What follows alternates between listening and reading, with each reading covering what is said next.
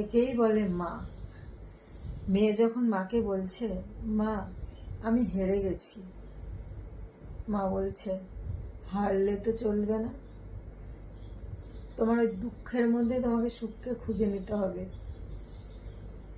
তোমাকে তো এখনো অনেক পথ অতিক্রম করতে হবে, তোমাকে সফল হতে হবে। এটা মায়ের কথা, মেয়েকে বলছে।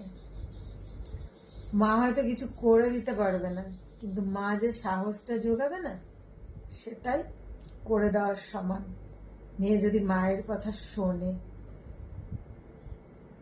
মেয়ের দুঃখে কি মায়ের দুঃখ হয় না? হয়। তবু মা বুকে পাথর নিয়ে মেয়েকে সাহস দেয় যে তুমি এগিয়ে যাও, দুঃখকে সুখ ভেবে নাও, তোমাকে হারলে চলবে না। একেই বলে মা, এর নামই মা।